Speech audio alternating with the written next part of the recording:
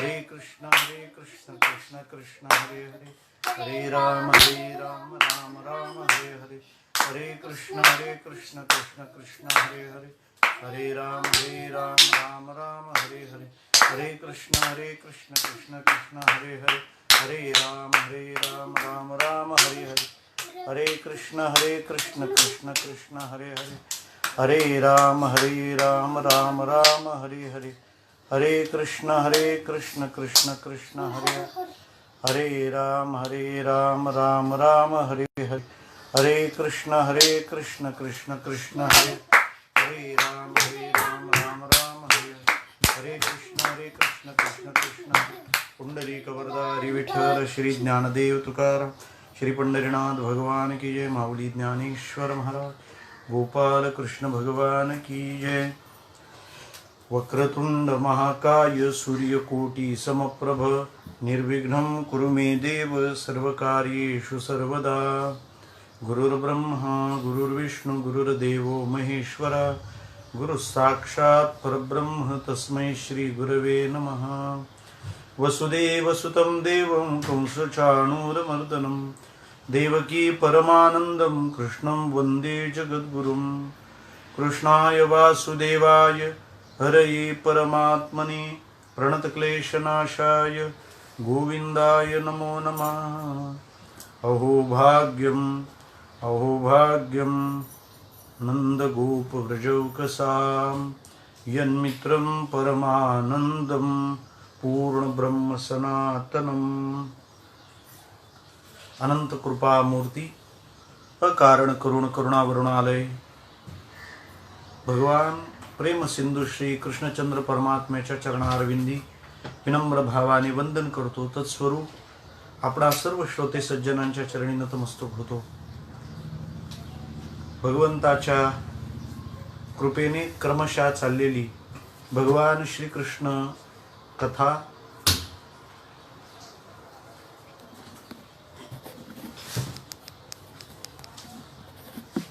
भगवान श्रीकृष्ण परमात्म्याच्या या कथेचा आपण सर्वजण लाभ घेत आहोत.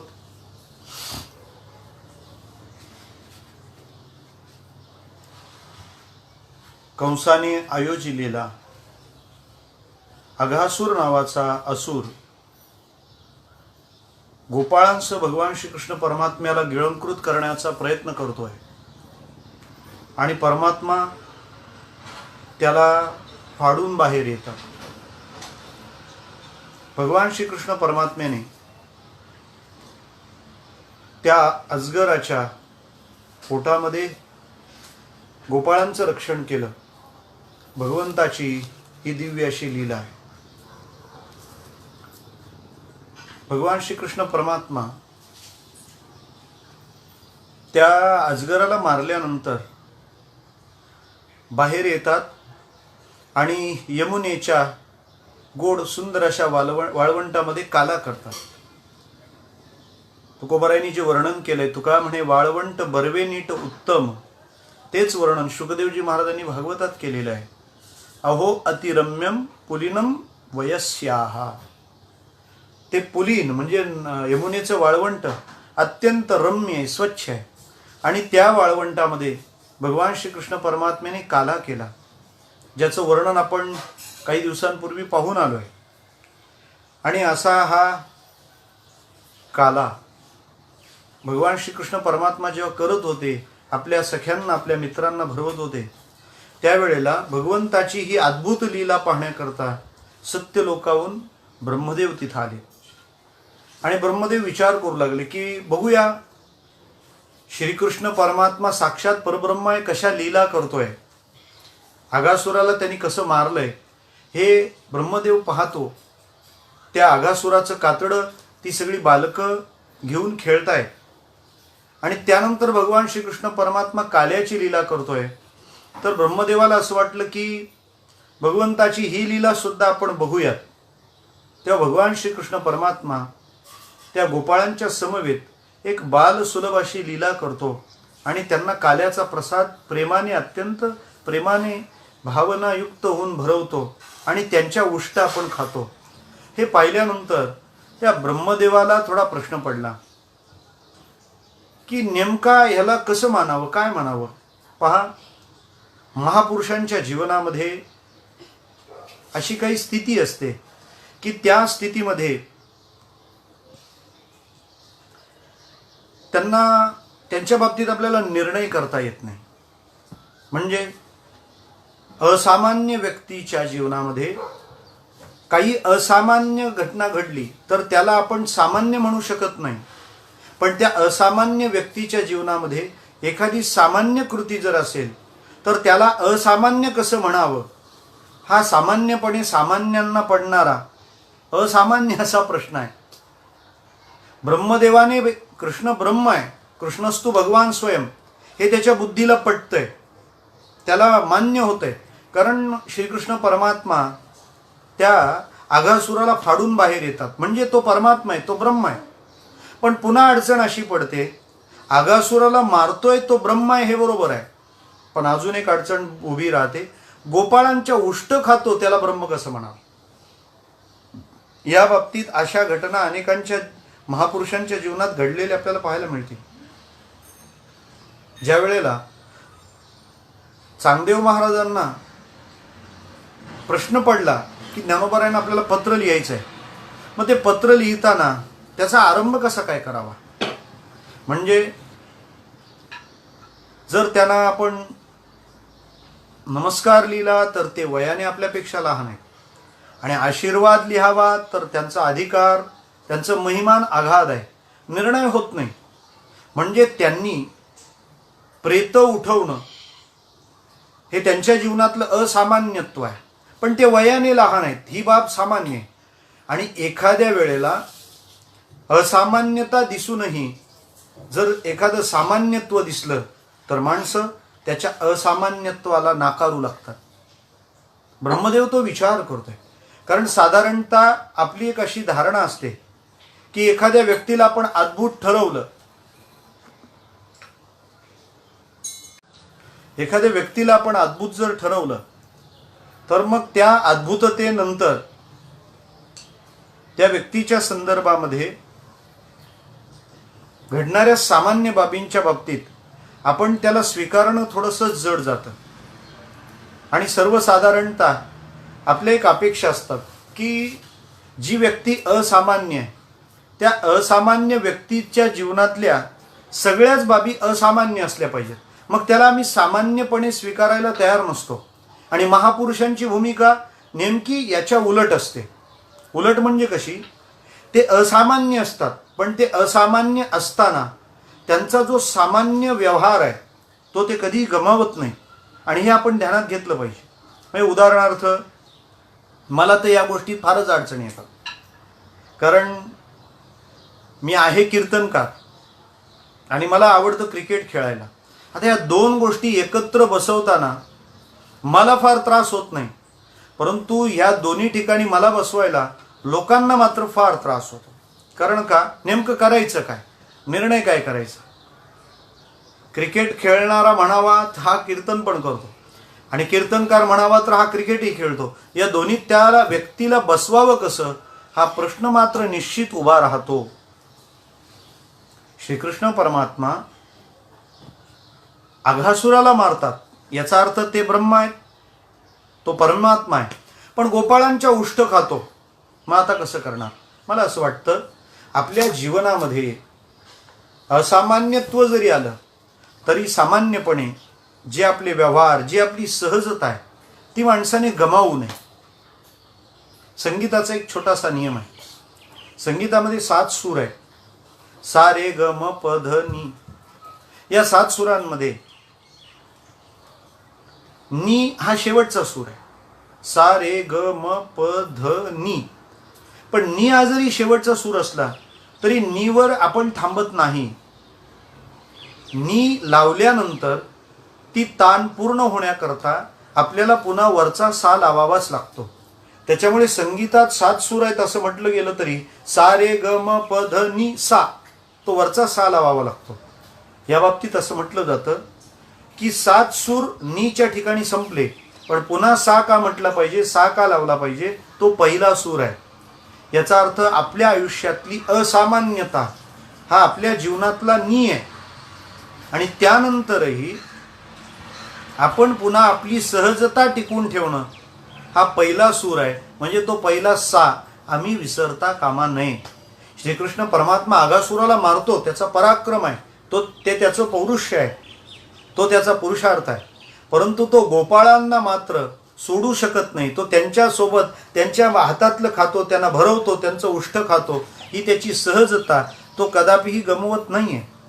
आणि हे सगळं बघायला ब्रह्मदेवाला जड जात आहे. ब्रह्मदेव म्हणतो तो असा कसा काय ब्रह्म आहे, तो असा कसा परमात्मा आहे. जर तो परमात्मा आहे, ब्रह्म आहे, तर मग उष्ट कसं काय खातो, हा मोठा प्रश्न पडतोय. श्रीकृष्णाच्या बाबतीत या प्रकारचे असे संदेह किंवा असं जे कन्फ्युजन आहे हे कॉमनच आहे. त्याच्या प्रत्येक लीलेच्या बाबतीत आम्ही त्याच्या बाबतीत नेमका निर्णय करू शकत नाही. मग ब्रह्मदेव हे सगळं पाहतो, भगवान श्रीकृष्ण परमात्मा लीला करतायत, गोपाळकाला चालू आहे. आणि अशा स्थितीत असताना खरंच हा परमात्मा आहे का, हा परमात्मा हा कृष्ण खरंच ब्रह्म आहे का, हे पाहण्याकरता ब्रह्मदेवाने ती गायी वासरं परमात्मा घेऊन गेला. काय ब्रह्मदेव घेऊन गेला. गायी वासरं दिसत नाही म्हणून बघायला गेलेला कृष्ण परत येईपर्यंत ब्रह्मदेवाने गोपाळ पण उचलून नेले. परमात्म्याने ही गोष्ट जाणली. काय आहे, आपल्याला काही कळणं किंवा न कळणं हा भाग अवघड आहे. परंतु परमात्म्याला सगळं कळतं हे आपल्याला कळणं मात्र फार गरजेचं आहे. त्याला सगळं कळतं. तुका म्हणे सर्व कळा ज्याची अंगी, भोळेपणा लागी भीक मागे. त्या परमात्म्याने जाणलं की ही ब्रह्मदेवाने केलेली माया आहे. मग श्रीकृष्ण परमात्म्याने काय करावं, श्रीकृष्ण परमात्म्याने त्या सगळ्या गायी वासरं आणि गोपबालक यांची रूप धारण केली. आणि असं सगळं 1 वर्षभर चाललं होतं. म्हणून आगासूर मारला ही वार्ता ब्रजवासियांना कळली ती 1 वर्षानंतर. म्हणजे 1 वर्षात घडलंय काय, या सर्व ज्यांची जी गोपाळांची वासरं होती त्यांना त्याच गोपाळांच्या रूपाने स्वतंत्रपणे घेऊन जाऊन त्यांच्या त्यांच्या गोठ्यात बांधून घेतलं. आणि बालकांच्या रूपाने भगवान त्यांच्या त्यांच्या घरात गेले. तत्सद्म प्रतिष्ठवान असं म्हटलंय भागवताने. भगवान त्यांची रूपं घेऊन त्या त्या ठिकाणी जाऊन थांबला. आणि भगवंत या सगळ्या सानिध्याचा आनंद त्या गोकुळवासियांना देतोय. म्हणजे जी वासरं होती ती गाईला जाऊन बिलगली तर रोजच्या पेक्षा गाईनं त्या दिवशी त्या वासराला अधिकच पाना सोडावा, त्या लेकरांना त्या आयांनी अधिकच प्रेम करावं. असा श्रीकृष्ण ती रूप घेऊन त्यांच्या त्यांच्या घरी जातो. भगवान श्रीकृष्ण परमात्मा हो या रीतीने लीला करतो. वासरुवासाठी लाविले विरंची सपिसी. अतुल महाराज गोड ओवी दिली. विरंची म्हणजे ब्रह्मदेव. हा ब्रह्मदेव म्हणतो आता कसं चाललंय बघूया, कशी फजिती झाली आहे त्याची ती बघायला येतात. आणि चुकीचं कर्म करणारी माणसं ते चुकीचं कर्म केल्यानंतर गप्प बसत नाही. ती कशी फजिती होते तिथे ती बघण्याचा आनंद घ्यायला जरूर धडपडायला येतात. एखादा चांगला उत्सव चाललेला आहे, एखादा चांगला उपक्रम चाललेला आहे, तर त्याच्यात विघ्न आणणारी माणसं विघ्न आणून थांबत नाही. विघ्न आणल्यानंतर तिथं कशी अडचण निर्माण झाली आहे त्याच्यावर नजर मारायला पुन्हा येतातच. तसा ब्रह्मदेव पुन्हा बघायला येतो. हे सगळं करण्यामध्ये त्याचे काही क्षण जात असतील, पण आपल्याकरता 1 वर्ष निघून जातं. आणि जेव्हा श्रीकृष्ण परमात्मा सर्व गोप बालकांसह वासरांसह जसाच्या तसा पाहिला, ब्रह्मदेवाच्या लक्षात आलं की आपण चूक केली आहे. आपण ब्रह्माच्या ठिकाणी संदेह धारण केला, आपण आता क्षमा मागितली पाहिजे. म्हणून तो ब्रह्मदेव भगवंताची क्षमा मागतो, परमात्म्याची स्तुती करतो. असं म्हणतात त्यावेळेला ब्रह्मदेवाने भगवान श्रीकृष्ण परमात्म्याला नमस्कार केला. आणि नमस्कार करताना आपलं कपाळ टेकलं पाहिजे ना, त्याला नमस्कार म्हणतात. ब्रह्मदेवाला 4 कपाळ, कारण 4 डोकी आहेत, त्यामुळे तो असा गडबडा लोळू लागला. हे जिथं घडलं ती जागा वृंदावनाच्या जवळ आपल्याला पाहायला मिळते. त्याचं नाव चौमोहा. त्या गोकुळ वृंदावनामध्ये जी काही गावं आहेत, जी काही ठिकाणं आहेत, स्थान आहेत, त्या प्रत्येक स्थानाला घटनात्मक पार्श्वभूमी आहे. मग जिथे कृष्णाची छटी झाली, म्हणजे सटी ज्याला पाचवी म्हणतो त्या जागेचं नाव आहे छटीकरा. भगवान श्रीकृष्ण ज्या वडाखाली बासरी वाजवायचा त्याचं नाव आहे वंशीवट. भगवंताने जो पर्वत उचलला तो गोवर्धन. भगवान श्रीकृष्ण परमात्मा खेळायला जायचे ते नंदगाव. अशी ती गावांची नाव आहेत जिथं त्या गवळणींची वस्त्र भगवंताने चोरली. तो यमुनेचा प्रसिद्ध आहे चीरघाट. मथुरेमध्ये कंसाला मारून भगवान श्रीहरी जिथं विश्रांती करायला बसले तो द्वारिकाधीश मंदिराच्या समोर असलेला विश्राम घाट. अशी जी नाव आहेत तसा तो चौमोहा. या ब्रह्मदेवाने स्तुती करताना 2-3 गोष्टी मांडलेल्या आहेत. त्या ब्रह्मदेवाची स्तुती म्हणजे भागवतातलं खरं तर ते एक रत्न आहे. या स्तुतीमध्ये त्यांनी 2-3 गोष्टी मांडल्या. 1, भगवंताच्या स्वरूपाचं वर्णन केलं. 2, आपली क्षमा मागून घेतली आहे, आपली बाजू तिथे मांडली भगवंतासमोर. आणि 3रं महत्वाचं ब्रजभूमीचं महिमान वर्णन केलंय. पहिल्यांदा सांगितलं की भगवंत आपण महान आहात. दुसऱ्यांदा सांगितलंय की माझ्याकडून काय चूक झाली आपण तिला क्षमा करा. आपण ती माझी जी काही चूक आहे, जो माझा अपराध आहे, तो अपराध आपण पोटात घाला. मी जे केलंय ते चुकीचं आहे याचा आपण राग मानू नका. उत्पेक्षणम गर्भगतस्य पादयोः किं कल्पते मातुरधोक्ष जागसे. ज्याप्रमाणे बाळ आईच्या पोटात असताना लाथ मारतं पण त्या आईचा तो जसा अपराध ठरत नाही त्या पद्धतीने मला आपण क्षमा करावी. ही 1-2 बाजू झाली. आणि 3री बाजू जी अत्यंत महत्वाची आहे, भगवान श्रीहरीकडे ब्रह्मदेव ब्रजाचं अर्थात वृंदावनाचं महत्त्व सांगतोय. हे सांगताना ते म्हणतात की हे प्रभो तदस्तु मे नाथ सभूरी भावो. या जन्मामध्ये किंवा कोणत्या तरी जन्मामध्ये भवेत्र वान्यत्र तू वातिरश्चाम. मला पशु पक्षी कोणतंही एका असेना परंतु ब्रजात जन्म पाहिजे. मला ब्रजभूमीमध्ये जन्म घेता येईल असं कर. काय सांगू म्हणे आपल्याला, आजपर्यंत जगात मोठमोठे यज्ञ केले असतील कोणी पण ते आपल्याला तृप्त करू शकले नाही. पण आपण आज वासरं आणि बालकं होऊन व्रजातील गायी आणि गवळणींचं दूध रूपी अमृत मोठ्या आवडीनं प्यायलात. काय त्यांचं भाग्य आहे. अहो ती धन्या व्रजगो रमण्या. व्रजातल्या गो म्हणजे गायी आणि रमण्या त्या स्त्रिया त्या गवळणी भाग्यवान आहेत. का स्तन्यामृतम पीतमतीव ते मुदा. आपण त्यांचं स्तन्य प्राशन केलं. काय ब्रजवासी भाग्य आहेत. अहो भाग्यम अहो भाग्यम नंद गोप व्रजौकसाम यन्मित्रम परमानंदम पूर्णम ब्रह्म सनातनम. ब्रह्मदेव म्हणतो अहो नंद इत्यादी ब्रजवासी गोप धन्य आहे. केवढं त्यांचं भाग्य आहे. कारण परमानंद स्वरूप सनातन पूर्ण ब्रह्म आपण त्यांचे मित्र आहात. यन मित्रम आपण किती भाग्यवान आहात. वृंदावनाचं हे भाग्य वर्णन केलंय. ते म्हणतात की या ब्रजवासियांच्या भाग्याचा महिमा लांब आहे. पण मन आदी करून 11 इंद्रियांच्या देवता म्हणून आम्ही जे त्यांच्या शरीरात आहोत ना, त्या शरीरात राहून आम्ही भगवंताच्या त्या सगळ्याचा भाग्य त्याचा अनुभव आम्ही घेत आहोत. चरणकमळाच्या अमृतापेक्षा गोड अशा मकरंदाचं आम्ही वारंवार सेवन करतो आहोत. म्हणून आम्ही देवता सुद्धा भाग्यवान आहोत. कारण त्या ब्रजवासियांच्या शरीरातली जी इंद्रिय आहेत त्यांच्या देवता आम्ही आहोत. हे भगवंता ब्रह्मदेव म्हणतात तद्भुरी भाग्यम मिह जन्म किमप्यटव्याम. हे प्रभू आम्हाला कोणत्या तरी योनीत का होईना आम्हाला गोकुळात जन्म दे. आम्हाला दुसरं काही नको. काय आहे कृष्ण भक्तीचा अनुभव.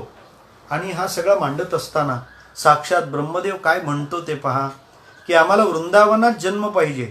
आधी म्हटलं की आम्हाला श्रीकृष्णाचा आनंद घेता येईल एक, पण त्याच्या पुढे ब्रह्मदेव जे मांडतो ते आपण पहा की आमच्यासाठी भाग्याची गोष्ट आहे. कारण इथे आम्हाला जन्म मिळाला तर यत गोकुलेपी कतमांघ्री रजोभिषेकम. त्यानिमित्ताने एखाद्या भक्ताच्या चरणाची धूळ आमच्या अंगावर पडेलच की जी वेद सुद्धा अनंत कालापासून धुंडीत आहेत. आणि हे सगळं घडतंय, हे सगळं आमच्या बाबतीत घडावं, आम्हाला या ब्रजभूमीत जन्म मिळावा. खरं तर रामप्रभू जिथे राहतील त्या जागेला महत्त्व येतं. पण भगवान श्रीकृष्ण परमात्मा वृंदावनात येऊन राहिलेत. हे कृष्णाच्या सानिध्याच्या इतकंच त्या ब्रजभूमीचंही वैभव आहे, वैशिष्ट्य आहे. कारण ज्या वेळेला राधाराणी यांनी सोबत यावं असा श्रीकृष्णाने दावा ठेवला किंवा असा आग्रह धरला, त्यावेळेला राधाराणीने सांगितलं, यत्र वृंदावनम नास्ति यत्र नो यमुना नदी यत्र गोवर्धनम नास्ति. जिथे वृंदावन नाही, जिथं यमुना नाही आणि जिथे गोवर्धन नाही, तिथं मी येणार नाही. म्हणून श्री राधाराणीच्या आग्रहाखातर वृंदावन, यमुना आणि गोवर्धन या 3 गोष्टी भगवान श्रीहरींनी राधाराणीच्या हट्टामुळे गोलोकातून इथे आणलेल्या आहेत. म्हणून या वृंदावनाचं महिमान काही आगाध आहे. कृष्ण प्रीती काय आहे ती वृंदावनात गेल्याशिवाय कळणार नाही. ब्रह्मरच श्रीमद भागवताचं महात्म्य पहा. आपण काय या वृंदावन भूमीचं वैभव सांगावं. ती भक्ती नावाची एक तरुण बाला आपल्या ज्ञान आणि वैराग्य नावाच्या वृद्धत्व प्राप्त झालेल्या मुलांना घेऊन जेव्हा फिरते, शेकडो नद्या तिचं दास्यत्व करतात आणि ती सर्वदूर फिरताना मात्र वृंदावनातून जेव्हा जाते त्यावेळेला ती तरुण होते, ज्ञान वैराग्य वृद्धच राहतात. याचा अर्थ ज्या काळामध्ये कोणतंच स्थान भक्तीला पुन्हा आपलं वैभव देऊ शकलं नाही, त्या काळात सुद्धा वृंदावनाने भक्तीला ते तारुण्य पुन्हा प्राप्त करून दिले. वृंदावनातली काय भावना आहे महाराज, तो त्या कृष्ण प्रीती त्या भूमीचा गुण आहे. मी माझा अनुभव सांगेन आपल्याला. 5,500 वर्षानंतरही त्या ब्रजवासियांचं ते कृष्ण प्रेम आजही जसंच्या तसंच आहे. आम्ही नंदगावला गेलो होतो दर्शनाला. नंदगावला दर्शनाला जात असताना ते टेकडीवर आहे आणि रस्त्यामध्ये काही गृहिणींनी दारामध्ये असं मडकं मातीचं आणि त्या गाडग्यामध्ये लोण्याचे गोळे ठेवलेले. मला प्रश्न पडला. आम्ही एका दारातल्या मातेला विचारलं, माताजी एक सवाल पूछे आपसे. बोले पूछिए. ये आपने क्या रखा है इस मिट्टी के बर्तन में? बोले महात्मा जी ये मक्खन है. बोले क्यों रखा है ये मक्खन?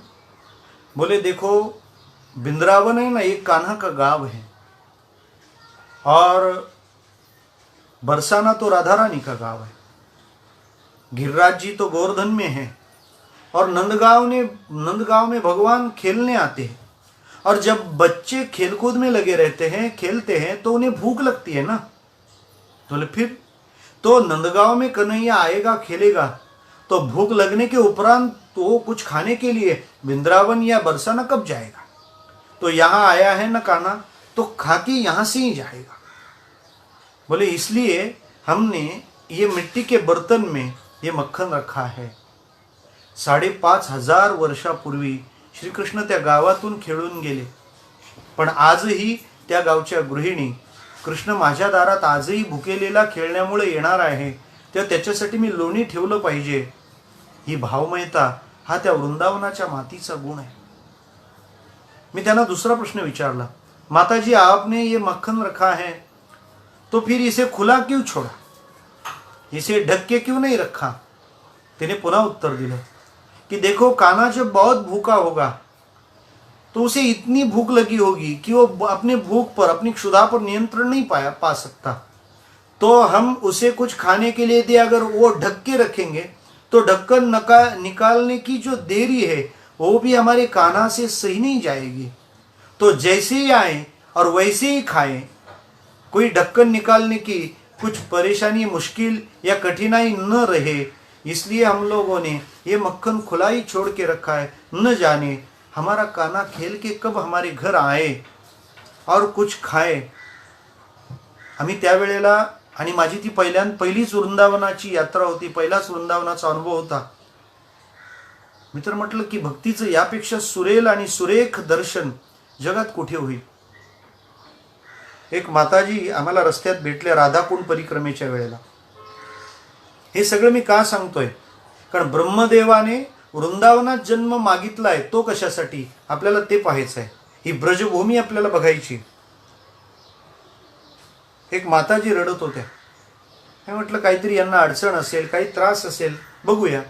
मी त्यांना विचारलं, माताजी राधे राधे, आप क्यों रो रही हो? पहिल्यांदा तर त्यांनी आमच्या प्रश्नाकडे दुर्लक्ष केलं. मी त्यांना पुन्हा विचारलं, माताजी आप क्यों रो रही हो? त्यांनी सांगितलं, नहीं बस यूं ही. बोले कुछ परेशानी है, कुछ मुश्किल है, कुछ समस्या है तो हमें बता दीजिए, हो सके तो हमसे ये समस्या का हम निराकरण करें, कुछ समाधान करें, कुछ सुझाव लाएं. बोले नहीं महाराज जी नहीं. बोले फिर क्यों रो रही हो?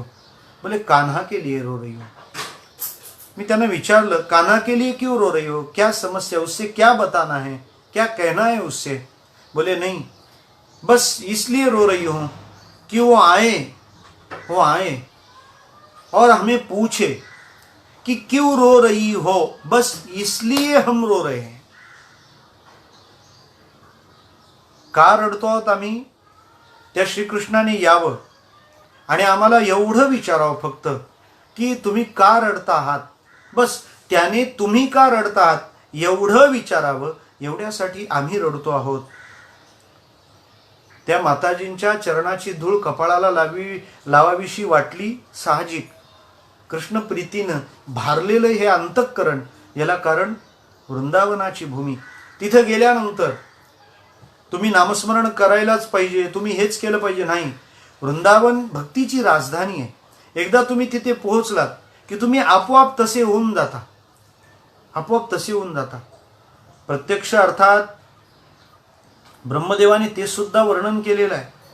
तो ब्रह्मदेव म्हणतायत की भगवंता ज्ञानी होणारा, जो ज्ञानी होतो, ज्ञानी होऊन आपल्याला जाणण्याचा प्रयत्न करतोय, ज्ञानी झाला, आपल्याला जाणण्याचा प्रयत्न केलाय, परंतु तो प्रयत्न त्याने करू नये असं ब्रह्मदेव म्हणतात.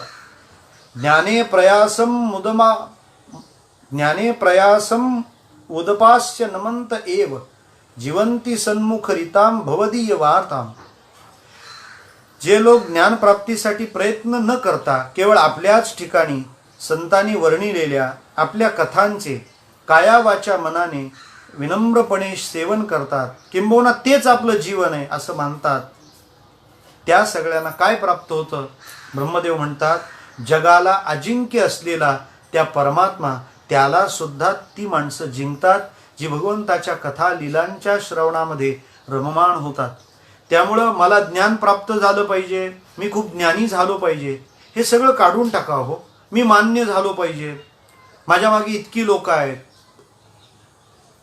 मला इतकी मान्यता, इतकी प्रतिष्ठा आहे, या सगळ्या बाबी बाजूला साराव्यात आणि भगवंताच्या लीला, भगवंताच्या कथा, भगवंताचं नाम यामध्ये रममाण होऊन जावं आणि मग तो परमात्मा हाती आल्याचा आनंद घ्यावा. आणि हे सगळं घडण्याकरता एक विशिष्ट भूमी जिचा प्रभाव नक्की असतो आणि तो प्रभाव आपल्याला वृंदावनाच्या भूमीचा आहे. त्याच्यामुळे ब्रह्मदेव सातत्याने एक अपेक्षा धारण करतोय. त्याची एक अपेक्षा आहे की भगवंता भले अगदी अतिसामान्य का होईना, किमप्यटव्याम, अगदी सामान्य असा जन्म, सामान्य कोणत्याही योनीमध्ये मला जन्म मिळाला तरी चालेल, परंतु तो मला वृंदावनातच मिळावा, जेणेकरून या भक्तीचा आनंद मला घेता येईल. यात माती फार महत्वाचे. एक उदाहरण सांगून थांबतोय, माझी वेळ संपली. स्वामीजींचे अर्थात स्वामी विवेकानंदांचे अनेक शिष्य होते. त्या अनेक शिष्यांमध्ये एका शिष्याला स्वामीजी सांगत होते, विषय चालला होता अहम ब्रह्मास्मी, मी ब्रह्म आहे, मी ब्रह्म आहे असं शिकवलं जात होतं, समजवलं जात होतं. का भजन करावे, या सगळी बाबी टाकाव्या. फार सुंदर प्रमाण टाकलं माऊली काकडेंनी. मानदंबासाठी पडे देवासवे तुटी, या सगळ्यांनी भगवंत अंतरला जातो. तुकोबाराय म्हणतात की निवांत एकांत असावा, का माझे दिठावेल प्रेम बुद्धी होईल निष्काम. मला एकांत हवाय, कारण त्या भगवान श्रीकृष्णाच्या भक्तीचा ठेवा जमला पाहिजे, नाहीतर फार अडचण असते. आमचं ऐकायला इतकी लोक जमतात, आम्हाला इतके लोक ऐकतात, लोक आम्हाला इतकं चांगलं म्हणतात, इतके पुरस्कार मिळतात, या सगळ्या बाबी कुठंतरी या कृष्ण भक्तीला प्रतिबंधक ठरतात. त्यामुळे वृंदावन ही भूमी आरक्षित भूमी आहे, जिथे फक्त भक्तिप्रेमच उफाळून येतं. त्या भूमीचं ते वैशिष्ट्य आहे ना. स्वामीजी त्याला समजावतात, तू ब्रह्म आहे, तू ब्रह्म आहे. पण त्याने शेवटी स्वामीजींना सांगितलं, स्वामीजी तुम्ही इतक्या वेळा सांगतात पण तरी मला हे पटत नाही, मला मान्य होत नाही, मी ब्रह्म आहे. स्वामीजी म्हणाले, तू आता हे समजून घेण्याचे प्रयत्न सोडून दे. का?